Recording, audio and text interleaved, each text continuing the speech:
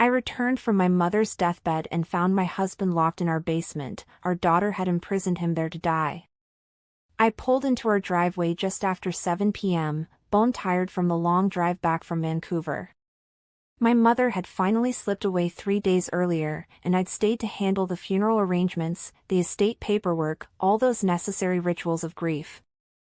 I was desperate to get home to Johnny. He had a stroke 18 months ago, and while he'd recovered remarkably well, he still needed help with medications, with mobility, with the daily routines that kept him stable. But before we begin, click subscribe, like this video, and tell me where in the world you're watching from. We love knowing how far our stories are reaching. Now, let's get back to this story. The house was completely dark. That struck me immediately. Johnny always kept the porch light on, and usually the living room lamps too. I told myself he'd probably just fallen asleep early. Doris and Brad had been staying with him, after all. Our daughter had insisted on it when I left for Vancouver 2 weeks ago. Don't worry about Dad, Mom. Brad and I will take care of everything. I grabbed my overnight bag from the passenger seat and headed toward the front door, fishing for my keys.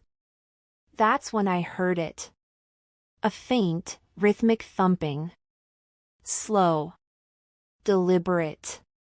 Desperate. It was coming from inside the house. My heart lurched. I fumbled the key into the lock and shoved the door open. The smell hit me first, stale air, something sour and wrong. The thumping was clearer now, echoing up from somewhere below. Someone was banging on something, and there was a sound underneath it, a rasping, broken voice. It was coming from the basement. I dropped my bag and ran to the basement door. My hand reached for the knob and stopped. There was a padlock. A heavy silver padlock I'd never seen before, looped through a hasp that had been screwed into the doorframe. The thumping grew louder. More frantic. "Johnny?" I shouted, my voice cracking. A sound came from the other side, weak, hoarse, barely human. My husband. I ran to the kitchen, tore through drawers until I found the toolbox under the sink, grabbed a crowbar. I jammed it under the padlock and wrenched with everything I had. Once. Twice. The screws ripped out of the wood on the third pull and the lock clattered to the floor. I yanked the door open. The smell rolled out in a wave: urine, unwashed skin, rot. I hit the light switch and froze. Johnny was at the bottom of the stairs. He was sitting against the wall, his pajamas filthy and torn, his face hollow and gray. His lips were cracked, his eyes sunken.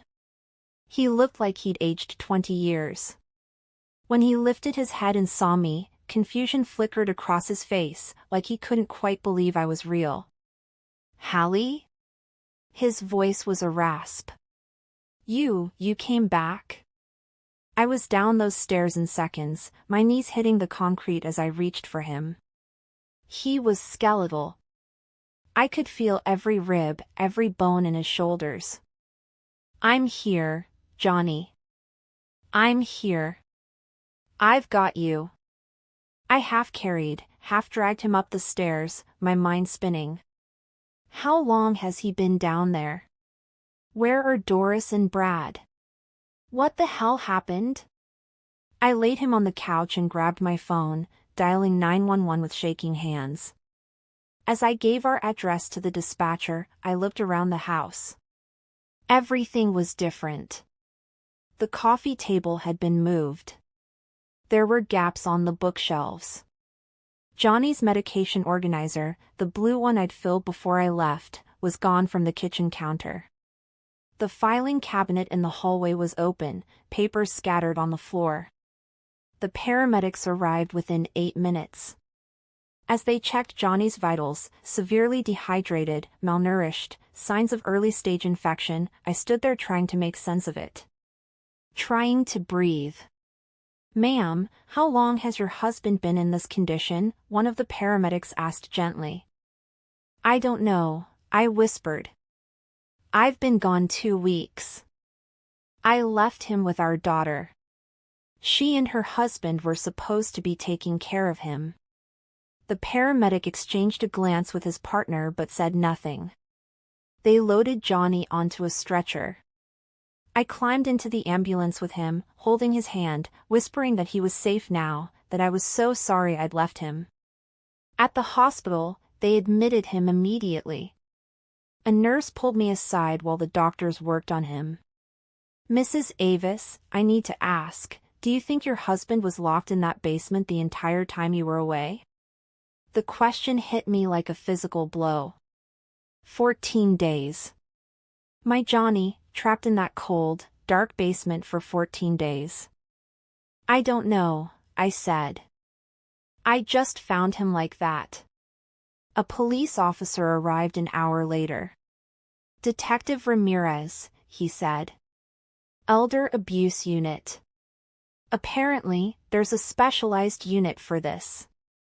I sat in a plastic chair in the hospital waiting room and told him everything I knew.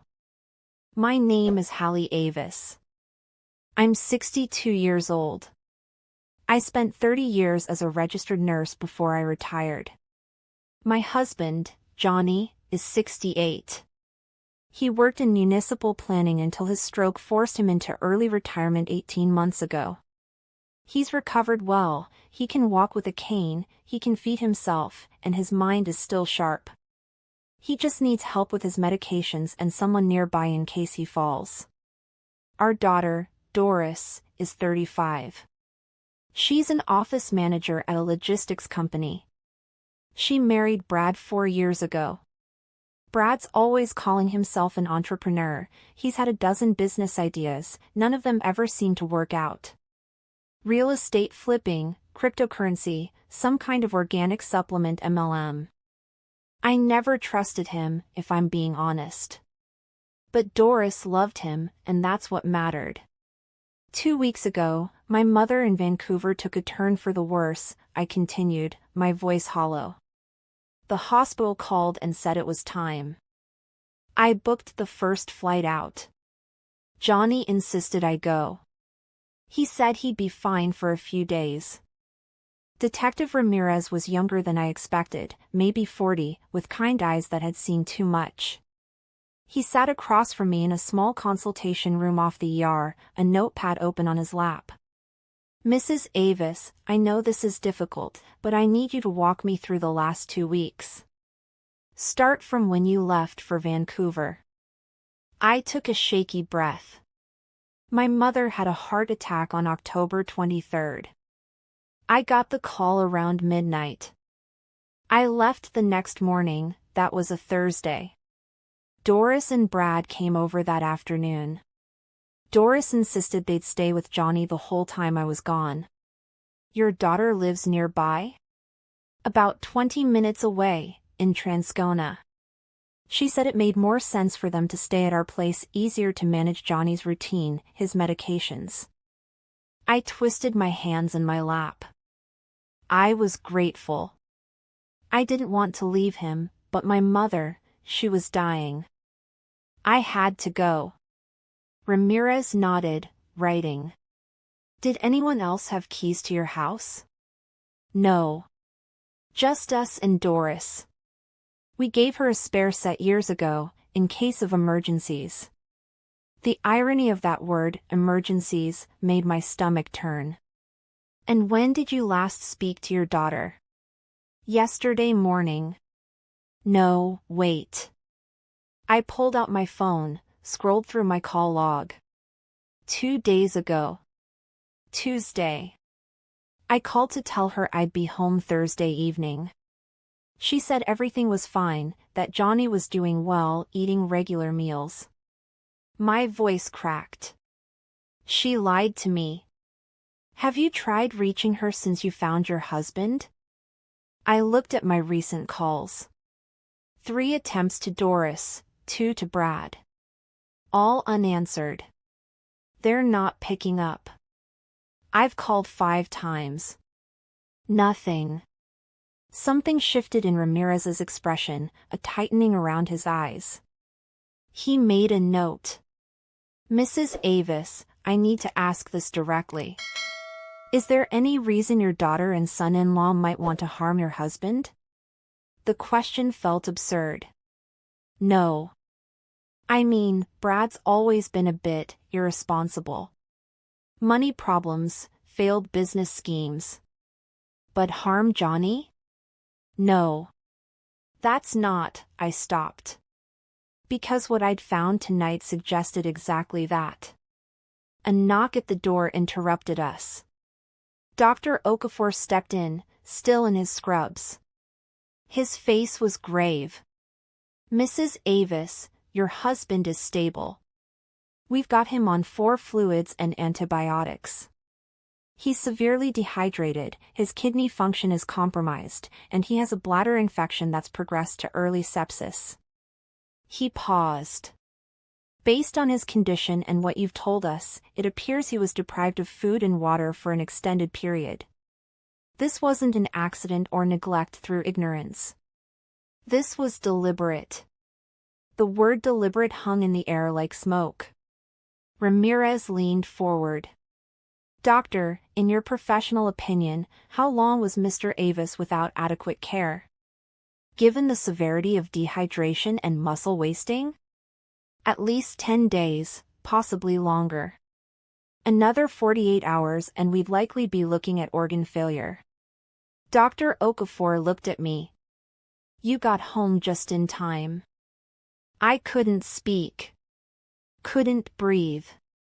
10 days. While I was arranging my mother's funeral, signing papers, choosing hymns, my husband was dying in our basement. After the doctor left, I sat there in numb silence. Ramirez closed his notepad.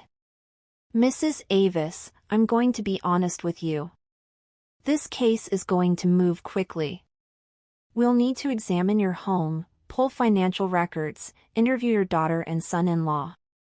I need you to prepare yourself for what we might find. What do you mean? Cases like this, they're rarely impulsive.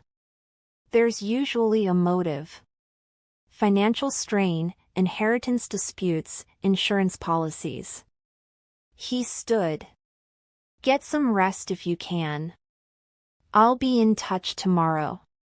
After he left, I sat alone in that sterile room, my mind spinning. I pulled up my text messages with Doris. Scrolled back through the last 2 weeks. October 24th, Dad's doing great, Mom. Don't worry about us. October 28th, everything's fine here. Focus on Grandma. November 2nd, Dad ate a big breakfast. We're taking good care of him. Every message was the same, vague, reassuring, designed to keep me away. To buy time. Time for what? I was still staring at my phone when a nurse appeared at the door. Mrs. Avis? Your husband's awake. He's asking for you. I followed her down the hall to the ICU. Johnny was propped up slightly, an oxygen cannula in his nose, for lines snaking from both arms. His eyes found mine and filled with tears. Hallie. His voice was hoarse but stronger. I thought you weren't coming back. I took his hand, careful of the 4.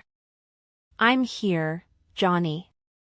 I'm not going anywhere. He squeezed my fingers weakly. She said you weren't coming. She said you decided to stay in Vancouver, that you didn't want, he coughed, wincing. Who said that? Doris? He nodded, his face crumpling. Hallie, I need to tell you something. His grip tightened.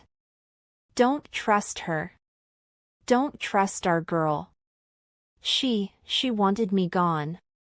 The machines beeped steadily in the silence that followed. I stroked his hair, my heart breaking into pieces I'd never be able to put back together. Rest now, I whispered. We'll talk tomorrow. But I already knew.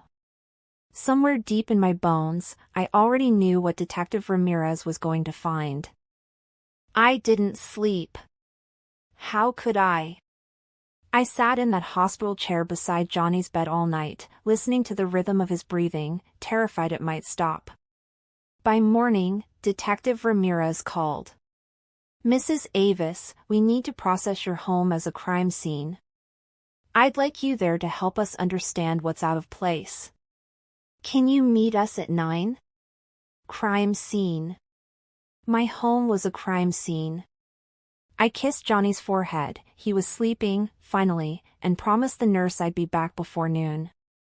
When I pulled into our driveway, 2 police cruisers were already parked on the street. Ramirez met me at the door, along with a forensic officer carrying equipment cases. "We'll start in the basement," he said. "But first, walk through the main floor. Tell me what looks different."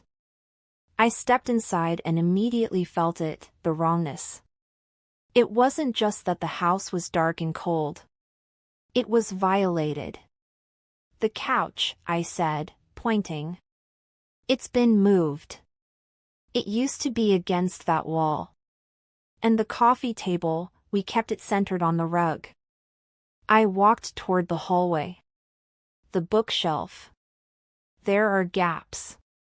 We had photo albums on the second shelf. They're gone." Ramirez took notes. "What was in the albums?"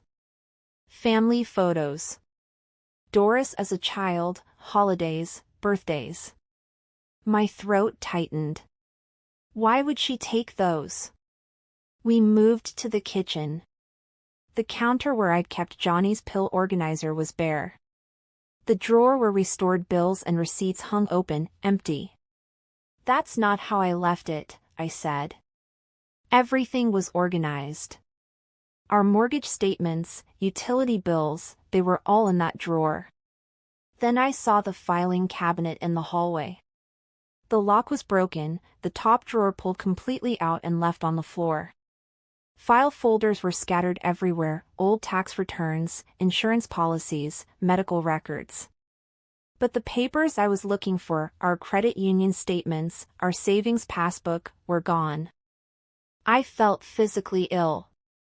My knees buckled and I grabbed the wall for support.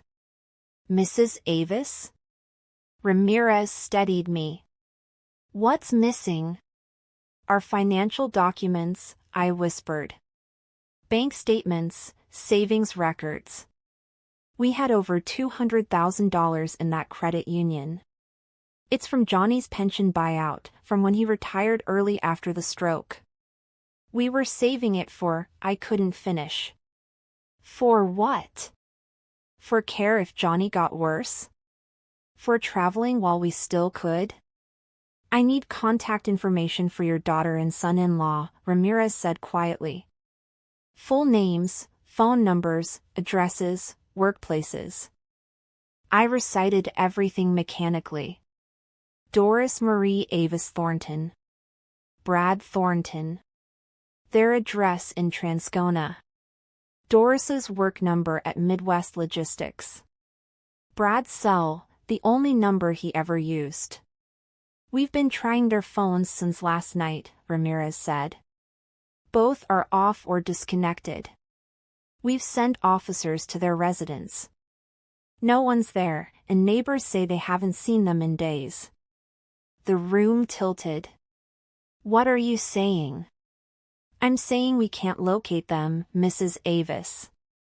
"Which suggests they knew you were coming home and left before you arrived." "They ran." My daughter and her husband locked Johnny in the basement and ran. The forensic officer called from the basement stairs. "Detective, you need to see this." I followed them down. In the harsh fluorescent light, I could see everything I'd missed last night: the bucket in the corner Johnny had been forced to use, the empty water bottles, the protein bar wrappers. Only 3. In 2 weeks, they'd given him 3 protein bars. On the concrete wall, someone had scratched marks. Tally marks. 14 of them. Johnny had been counting the days. I turned away, hand over my mouth, and ran back upstairs. In the kitchen, I braced myself against the sink, trying not to vomit. That's when I saw it, a crumpled piece of paper beside the coffee maker. I smoothed it out with shaking hands. "Mom, please don't worry about anything. We've got things handled." D. Doris's handwriting. That distinctive looping D she'd used since middle school. I'd helped her practice cursive at this very table. I stared at those words, "We've got things handled," and something inside me shattered. This wasn't a mistake. This wasn't panic or poor judgment. This was planned. The note, the timing, the padlock I'd never seen before. My daughter had done this. My little girl, who I'd rocked to sleep, who I'd taught to ride a bike, who'd cried in my arms when her first boyfriend broke her heart, she'd locked her father in a basement to die. I sank onto the couch, still holding that note, and whispered to the empty house. "You've handled too much, Doris." Behind me, I heard Ramirez on his phone, his voice low and urgent. "I need a warrant for financial records." Yes, potential elder abuse and fraud. And put out a bolo on the daughter and son-in-law. "I think they're running." Detective Ramirez drove me to the credit union that afternoon.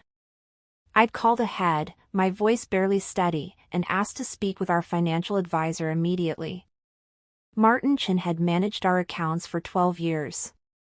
He'd helped us roll over Johnny's pension, set up our retirement savings, plan for the future we thought we had. When his assistant led us into his office, his face was already pale. "Hallie, I'm so sorry." When I heard what happened, he gestured to the chairs across from his desk. "Please, sit down." Ramirez showed his badge. "Mr. Chen, we need a complete record of all transactions on the Avis accounts for the past 3 weeks." Martin's hands trembled slightly as he pulled up the accounts on his computer. He turned the monitor toward us, and I felt the air leave my lungs. Transaction after transaction. Transfers. Withdrawals. All dated within the last 2 weeks. October 25th, $45,000 transferred to Prairie Peak Developments. October 28th, $38,000 transferred to Prairie Peak Developments. November 1st, $52,000 transferred to Prairie Peak Developments. November 4th, $41,000 transferred to Prairie Peak Developments.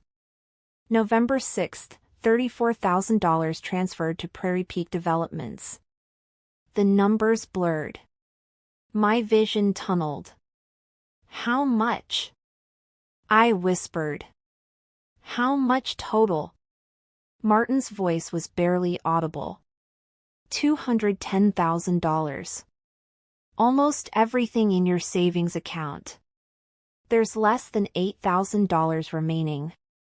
I couldn't breathe. 30 years of nursing, every double shift I'd worked, every birthday where we'd chosen to save instead of spend, gone. Johnny's pension buyout, the money we'd scrimped and saved because we knew his health was fragile, gone.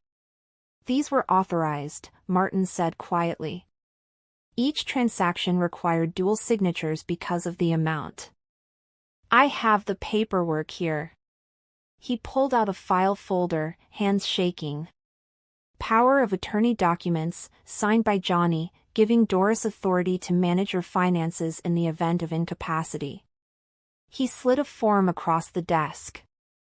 I stared at the signature line, Johnny's name, shaky and uneven, nothing like his careful engineer's hand before the stroke. "When was this signed?" Ramirez asked. According to the notary stamp, October 22nd. The day before my mother's heart attack. The day before I left. "Detective," I said, my voice hollow, "Johnny hasn't been able to sign documents since his stroke. His right hand, the tremors are too severe. I sign everything for him now. Checks, forms, everything." Ramirez leaned forward. So this signature is forged? It has to be. And even if he'd somehow signed it, Johnny wasn't incapacitated. He didn't need someone with power of attorney. He was managing fine. Martin looked stricken. Hallie, I had no reason to question it. The notary seal was legitimate. Doris presented the documents in person. She said you'd both agreed it was time to have these protections in place given Johnny's stroke history. What's Prairie Peak Developments? Ramirez asked. Martin typed rapidly. A numbered company registered in Manitoba 6 months ago. Primary officer is. He paused. Bradley James Thornton. 6 months ago. They'd been planning this for 6 months. I want copies of everything, Ramirez said. Every transaction, every document, every piece of correspondence with Doris Thornton. I sat there, numb, while Martin printed page after page. My daughter, had forged legal documents, stolen our life savings, and locked her father in a basement while systematically draining every account we had. Mrs. Avis, the bank manager, appeared at the door, wringing his hands. I can't express how deeply sorry. You gave her $210,000 based on a forged signature, I said, my voice cold. Your apologies mean nothing. Back at the house, Ramirez's team was finishing up. One officer called out from the kitchen, Detective, there's a laptop here. It was sitting on the counter, partially hidden behind the coffee maker. Silver, with a floral sticker on the lid. Doris's laptop. She'd left it behind. I'll need to take this as evidence, Ramirez said, but let me check something first. He opened it. No password. The desktop was cluttered with files. I leaned over his shoulder, and my blood ran cold.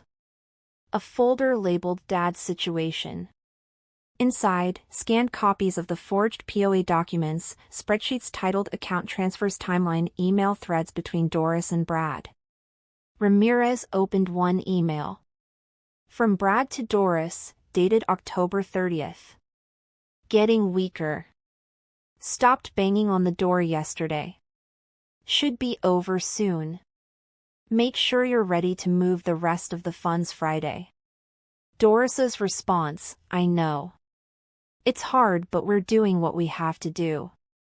No one will suspect anything. Mom won't be back until next week. Another email, November 3rd, Brad again. He's not going to make it much longer. Let nature take its course. We'll be in Costa Rica before anyone knows. I backed away from the laptop, my hand over my mouth. The room spun. Mrs. Avis. They were waiting for him to die. My voice cracked. They wanted him to die so I wouldn't come home and find him. So they'd have time to disappear. Ramirez closed the laptop carefully. This is evidence of premeditated elder abuse, fraud, and possibly attempted murder. I fumbled for my phone and called him, my hands shaking so badly I could barely dial. Detective, please, I need to say this while I can still speak. The tears came, hot and choking. They weren't just stealing from us. They locked him in that basement knowing he'd die. They meant to kill him. I know, Ramirez said quietly. And we're going to prove it. The search warrant came through at 6 a.m. the next morning. Ramirez called me at the hospital, where I'd spent another sleepless night in the chair beside Johnny's bed. We're executing the warrant on your daughter's residence in an hour. I thought you might want to be there. I looked at Johnny, still sleeping, his color slightly better but his body so fragile under the thin hospital blanket. I'll be there, I said. Doris and Brad's house was a modest bungalow in Transcona, the kind of starter home young couples buy with big dreams. I'd helped them move in 4 years ago, had painted the kitchen with Doris on a sunny Saturday afternoon. She'd laughed then, getting paint in her hair, talking about the family she and Brad would have someday. Now, police cars lined the street. Neighbors stood on their porches, watching. Ramirez met me at the curb. "Stay behind us. Don't touch anything." 2 officers used a battering ram on the front door. Doris and Brad's keys were who knows where. The door splintered open. The house was silent. Empty. Not just empty of people, empty of life. We walked through the living room. The couch was still there, the TV mounted on the wall. But the shelves were bare. No photos, no books, no knickknacks. In the kitchen, the drawers hung open, nothing inside but a few stray utensils. "Check the bedrooms," Ramirez ordered.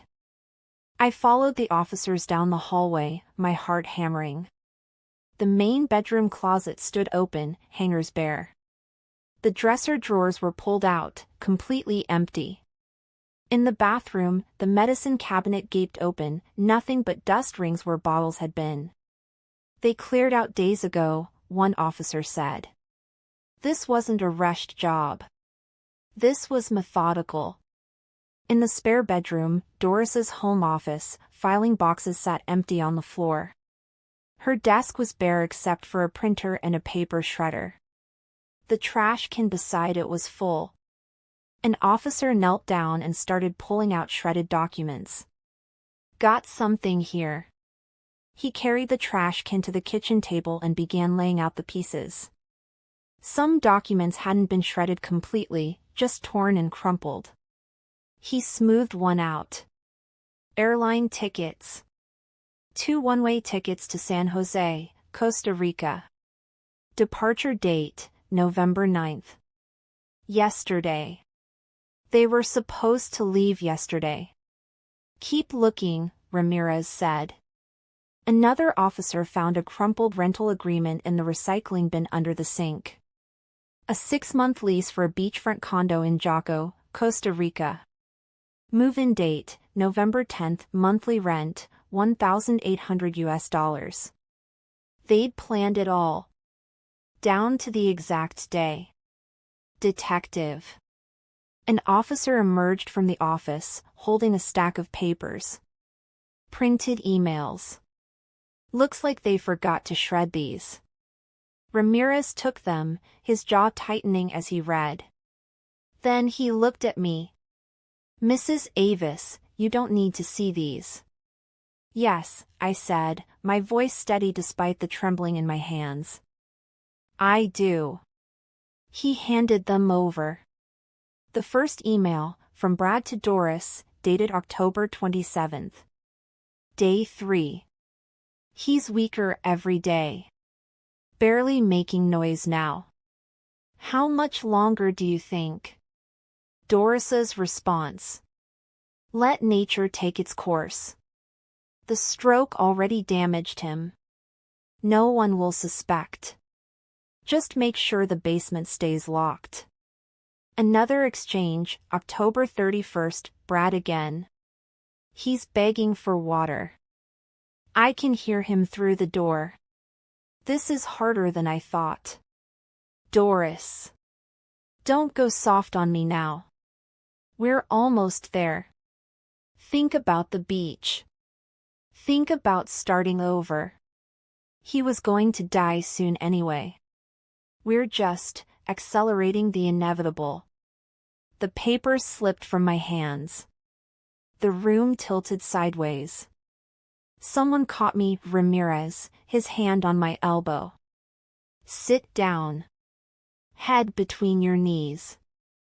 I couldn't breathe. Couldn't think. Those words, "let nature take its course," written in my daughter's voice. My daughter, who I'd raised to be kind, to be compassionate, to care for those who couldn't care for themselves. He was going to die soon anyway. Johnny wasn't dying. He was recovering, getting stronger every day. But they needed him gone. Needed him dead so I wouldn't come home to questions, to suspicions. They needed time to vanish into Central America with our money. Mrs. Avis. Ramirez crouched beside me. Look at me. Your early return saved his life. If you'd stayed in Vancouver even 2 more days, he'd be dead. My voice sounded strange, hollow. And they'd be gone. And I'd never have known. But you did come home. You found him. And we have all the evidence we need. I looked around that stripped, emptied house. At the bare walls where family photos used to hang. At the open closets and empty drawers. They'd erased themselves from this life, ready to step into another one built on my husband's grave. An officer called from the garage. Detective. Vehicle's gone, but there's a printout here, MapQuest directions to Sweetgrass, Montana. The border crossing. They were driving to Costa Rica through the states. Ramirez was already on his phone.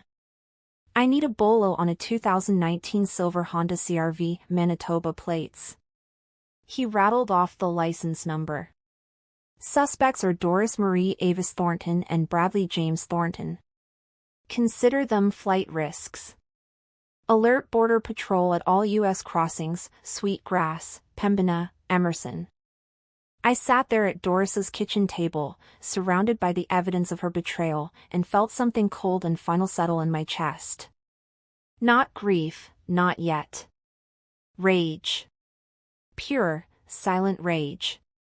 My daughter, I whispered, tried to murder her father.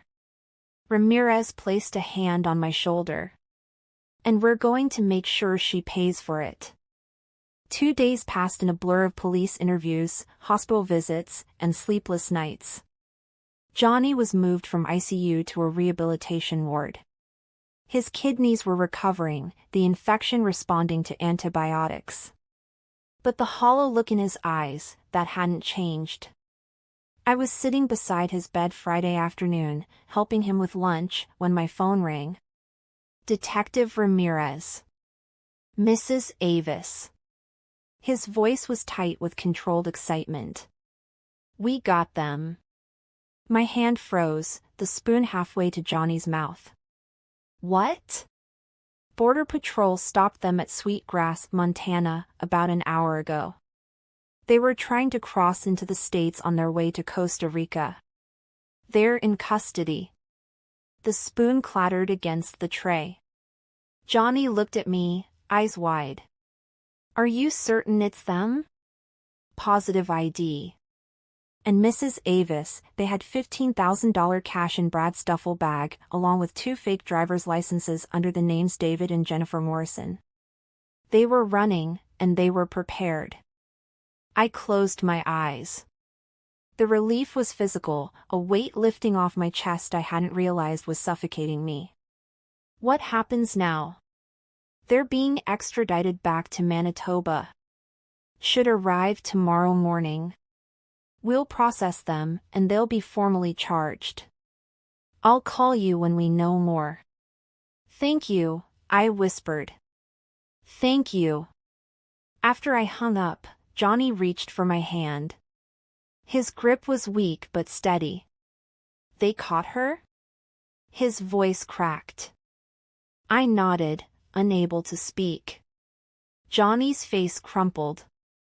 Silent tears rolled down his cheeks, and he turned away from me, staring at the wall. Why would she do it, Hallie? I gave her everything. We gave her everything. I had no answer. What could I possibly say? That greed eclipses love? That $210,000 was worth more to her than her father's life? That the daughter we raised, the child we'd sacrificed for, had calculated his death down to the day? I don't know, I finally said. I don't know, Johnny. I held him while he cried, this man who'd built his career on precision and logic, who'd always had an answer for everything, reduced to asking a question that had no answer that would ever make sense. By Saturday evening, the news had broken. I was back home, trying to sort through the chaos the police had left behind, when my phone started buzzing. First one call, then another, then a cascade of notifications. I turned on the TV. Breaking news tonight as a Winnipeg couple faces charges of elder abuse, fraud, and attempted murder. Doris Avis Thornton, 35, and her husband Bradley Thornton, 37, were arrested Friday at the U.S. border attempting to flee to Costa Rica. My daughter's booking photo filled the screen. Hair disheveled, mascara smudged, eyes defiant even in defeat. Beside her, Brad looked hollow, broken. Allegedly locked Avis Thornton's father in the basement of the family home for nearly 2 weeks while stealing over $200,000 from the couple's retirement savings. The victim, 68-year-old Johnny Avis, was discovered by his wife Hallie when she returned early from a family emergency. I turned it off, my hands shaking. The phone rang again. A reporter from the Winnipeg Free Press. Then a neighbor from down the street. Then my cousin in Thunder Bay who I hadn't spoken to in 5 years. Everyone wanted to know, how could this happen? What kind of person does this to their own father? I didn't have answers. I just had the wreckage of a family that no longer existed. Another call, this time from a number I didn't recognize. I answered without thinking. Mrs. Avis? This is global news. We'd love to get your perspective on. I hung up and turned the phone off completely. That evening, I returned to the hospital. Johnny was awake, watching the small TV mounted in the corner of his room. The news was playing, our story, our nightmare, broadcast for the world to see. They're calling it the basement horror case, he said quietly. That's what we are now. A headline. I sat beside him and took his hand. We're more than that. We're survivors. Are we? He looked at me, his eyes red-rimmed and exhausted. Hallie, she tried to kill me. Our daughter. The little girl who used to crawl into bed between us during thunderstorms. She locked me in that basement and waited for me to die. I know. How do we survive that? How do I wake up every morning knowing, his voice broke. Knowing she hated me that much? I had no answer for that either. So I just held his hand, the way I'd done for 43 years of marriage, through job losses and miscarriages and his mother's funeral and the stroke that nearly took him. Outside the window, the sun was setting over Winnipeg, painting the sky in shades of orange and red. Somewhere in a holding cell, my daughter sat waiting for arraignment. Somewhere in my house, evidence tags marked the places where our family had been torn apart. But here, in this sterile hospital room, Johnny was breathing. His heart was beating. He was alive. We'll face this together, I whispered, pressing his hand to my cheek. Whatever comes next, we'll face it together. He nodded slowly, tears slipping down his face. On the muted TV screen, our house appeared, police tape across the door, reporters standing on our lawn. I couldn't hear what they were saying. I didn't need to. I already knew every terrible word. 7 months later, I sat in a courtroom in downtown Winnipeg, watching my daughter face justice. The trial had been delayed twice, motions, procedural arguments, Brad's initial attempt to claim diminished capacity. But now, in late June, with summer light streaming through the high windows, the Crown was finally presenting its case. The prosecutor, a sharp woman named Patricia Okeke, methodically laid out the evidence. Photos of the basement appeared on screens throughout the courtroom, the bucket, the scratch marks on the wall, the 3 protein bar wrappers. I heard gasps from the gallery. Someone behind me whispered, "Oh my God." Johnny sat beside me, thinner now, his cane propped against his knee. He stared straight ahead, his jaw tight. Dr. Okafor testified about Johnny's condition when he arrived at the hospital. severe dehydration, acute kidney injury, sepsis from an untreated bladder infection. In my professional opinion, another 48 to 72 hours without intervention would have been fatal. The bank manager explained how Doris had presented forged power of attorney documents, how she transferred $210,000 in 5 transactions over 2 weeks. Detective Ramirez walked the jury through the evidence found at Doris and Brad's house, the airline tickets, the Costa Rica rental agreement, the printed emails. "Let nature take its course," Okeke read aloud from one of Doris's messages. "No one will suspect." In the defendant's box, Doris sat perfectly still, her face pale, her hands folded. She'd cut her hair short. Lost weight. She looked like a stranger. Then Brad took the stand. He'd accepted a plea deal 3 months earlier, testify against Doris, receive a reduced sentence. When he walked to the witness box, he wouldn't look at her. "Mr. Thornton," Okeke began, "whose idea was it to obtain power of attorney over Mr. Avis?" "Doris's." His voice was flat. "She said her dad was deteriorating anyway, that we could use the money to invest in crypto before it was too late." "And who suggested confining Mr. Avis to the basement?" A long pause. "Doris. She said we needed him out of the way while we processed the transfers. That if anyone called or visited, we couldn't have him talking." "Did you express concerns about this plan?" "I said it seemed extreme. She told me I was being weak. That this was our only chance to get ahead, to finally have the life we deserved." He swallowed hard. "She said her dad was already on borrowed time after the stroke." Doris's lawyer objected, but the damage was done. The jury's eyes had shifted from Brad to Doris, and I saw it, the hardening of their faces, the crossed arms, the narrowed eyes. When Doris took the stand in her own defense, her voice trembled.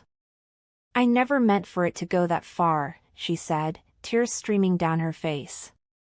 "I just wanted to fix our finances. Brad's business was failing. We were drowning in debt. I thought if I could just borrow from my parents temporarily, invest it, pay it back before anyone noticed." Ms. Avis Thornton, her own lawyer, interrupted gently, "Why was your father locked in the basement?" Brad said it was necessary. I wasn't there most of the time. I trusted him to handle it." But Okeke destroyed that narrative on cross-examination. "You wrote, and I quote, 'Let nature take its course. No one will suspect.' Those are your words, correct?" "I didn't mean." "Yes or no, Ms. Avis Thornton? Are those your words?" Doris's face crumpled. "Yes." "And when your mother called from Vancouver asking about your father, you told her he was fine. That he'd eaten a big breakfast. You lied to keep her away while your father suffered in that basement. Correct?" "I thought," Doris's voice broke. "I thought it would only be a few days. I didn't think. You didn't think he'd survive long enough for your mother to find him." The courtroom was silent. Doris put her face in her hands and sobbed. The jury deliberated for 4 hours. Guilty on all counts. Elder abuse. Fraud. Forcible confinement. Attempted murder. When the verdicts were read, Johnny gripped my hand so tightly I lost feeling in my fingers. Doris swayed in her seat, her lawyer steadying her. 2 weeks later, we returned for sentencing. The judge, a gray-haired woman with steel in her eyes, addressed Doris directly. "You systematically exploited your father's vulnerability, forged legal documents, stole his life savings, and imprisoned him under conditions that you knew would likely result in his death. You violated the most fundamental trust, the trust between parent and child. This court finds your actions reprehensible and deserving of substantial incarceration." Doris, 12 years. Brad, 10 years, due to his cooperation. Doris screamed. An actual scream that echoed off the marble walls. Mom! Mom, please! Tell them I didn't mean it. Tell them. I sat frozen, unable to move, unable to breathe. Johnny's hand found mine again. Security led them both away.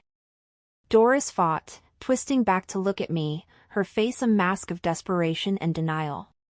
Mom! I reached into my purse and pulled out the rosary my mother had given me before she died. The same rosary I'd held at her funeral. I clutched it now, the beads pressing into my palm, and wept.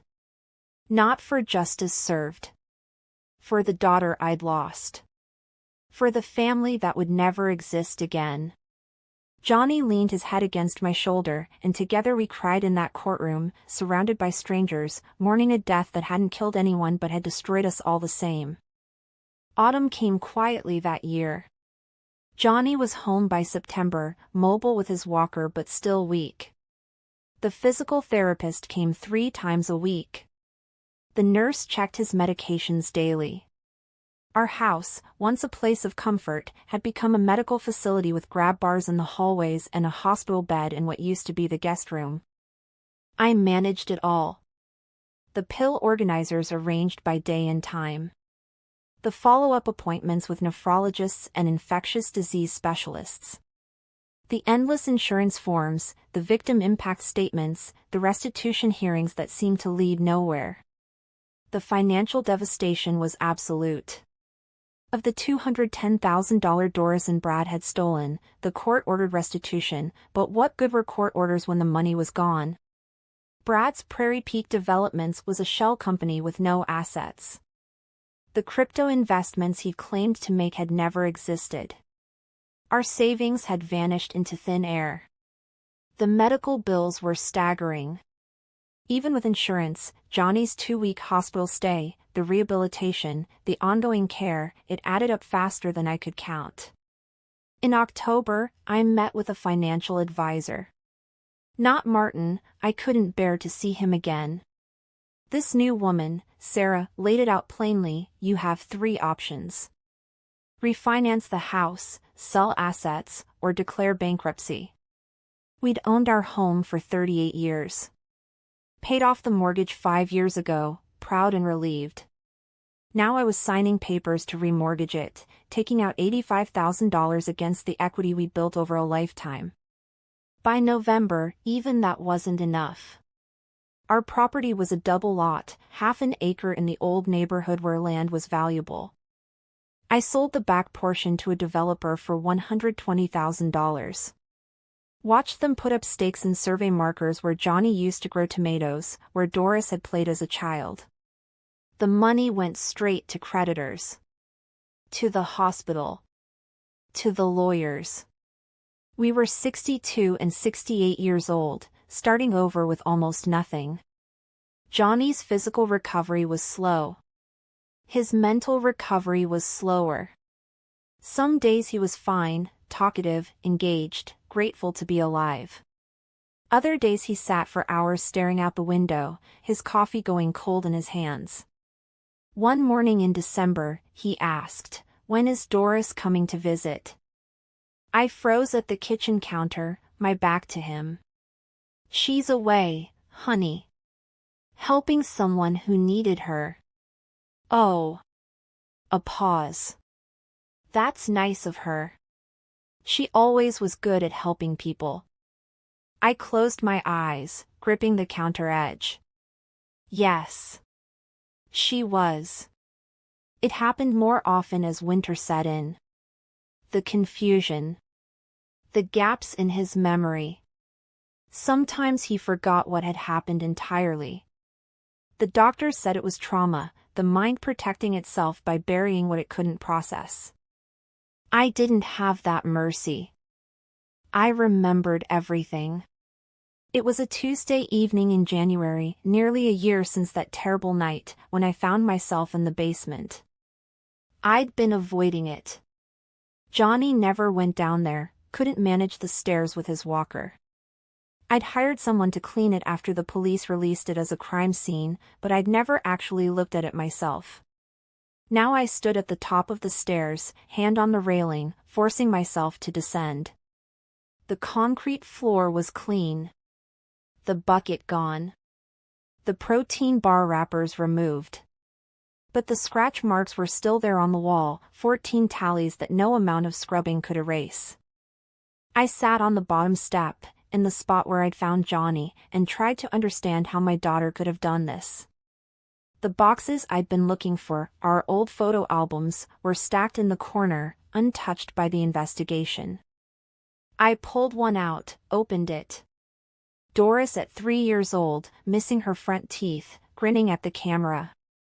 Doris at 7, in her soccer uniform, holding a participation trophy. Doris at 16, prom dress, standing between Johnny and me, all of us smiling. Where had I gone wrong? What had I missed?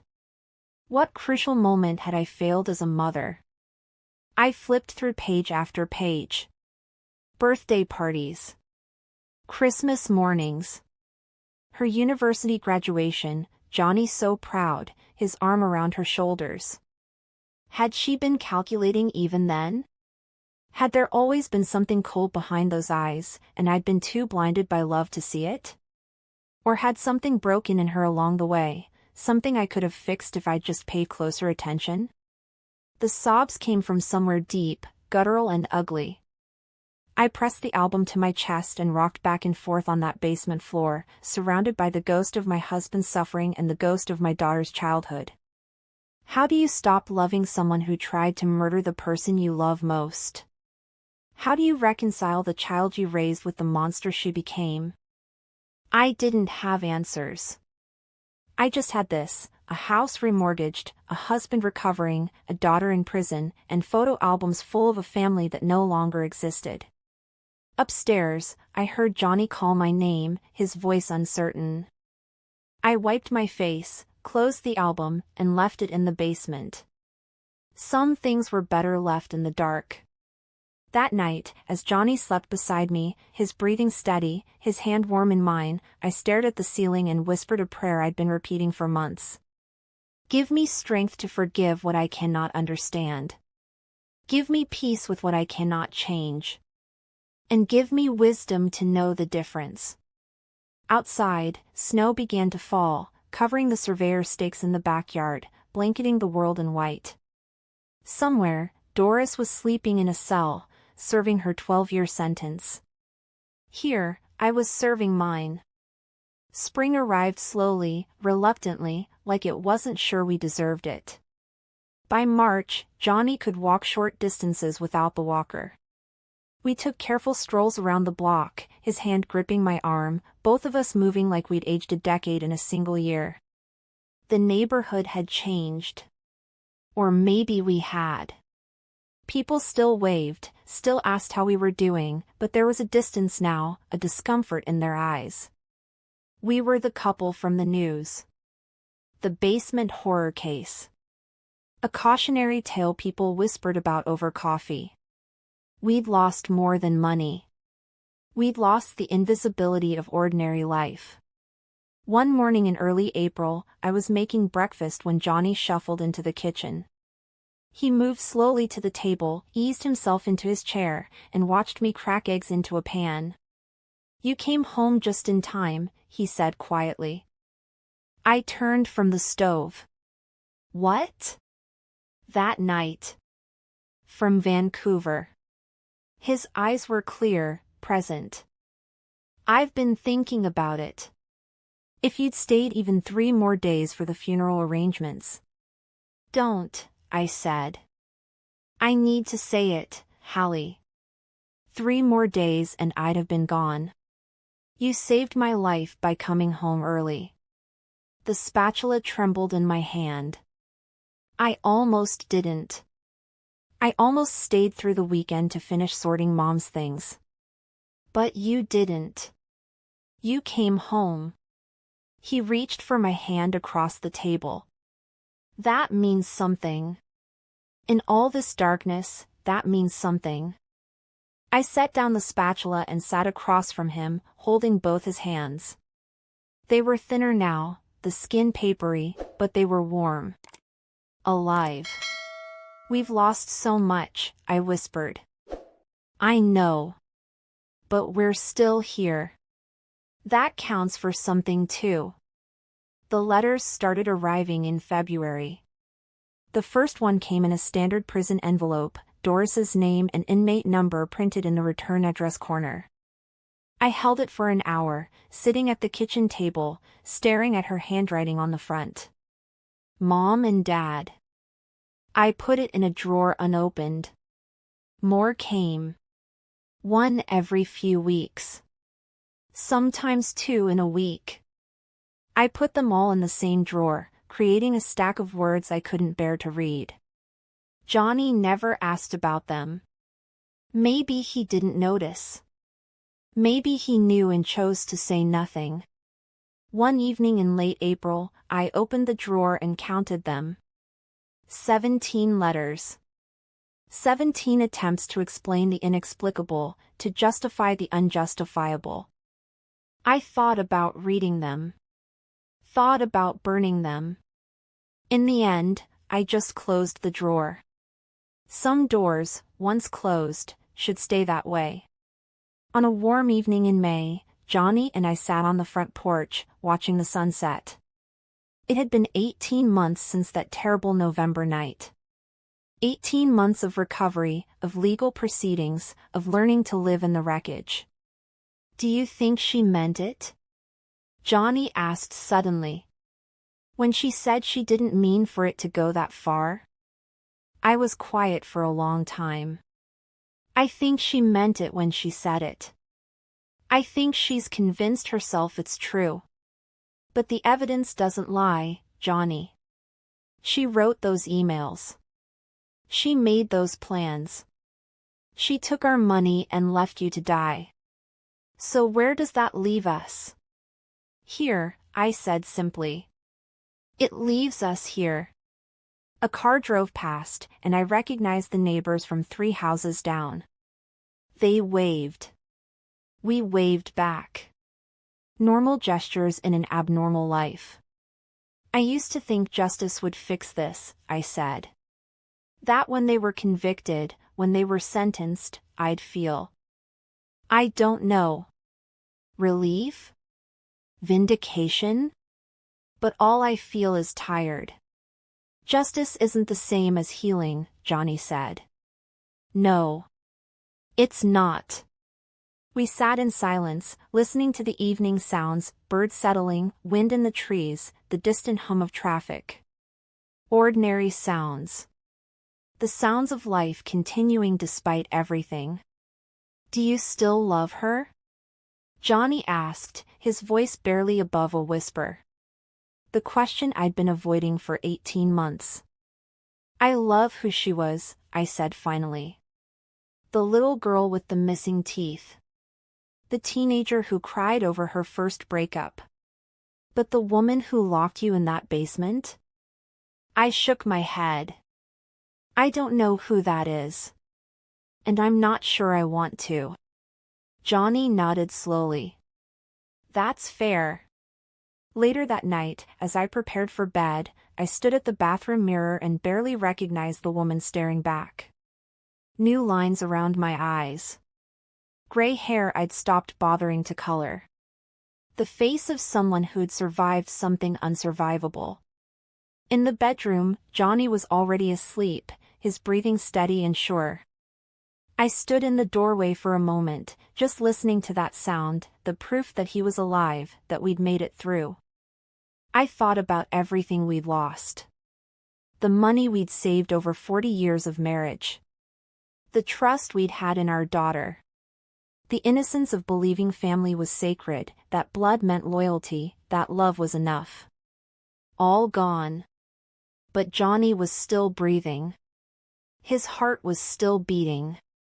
And tomorrow morning, we'd wake up together and face another day. That wasn't nothing. I climbed into bed beside him, careful not to wake him, and whispered into the darkness. Justice isn't peace. It's just what's left after love dies. My daughter chose greed over grace, and now all that remains is time and the sound of my husband breathing beside me. I closed my eyes and listened to that sound, in, out, the rhythm of survival. That, at least, I whispered, is something. Outside, the world continued turning. Spring gave way to summer. Life went on. And in the drawer in the kitchen, 17 unopened letters gathered dust, holding words I would never read, from a daughter I would never forgive, about a love that had died in a basement on a cold November night. But Johnny was breathing. And that, in the end, was everything. If this story shook you, let me know your thoughts in the comments below. Please like, subscribe and share it, because sometimes the monsters we fear most are the ones we raised ourselves.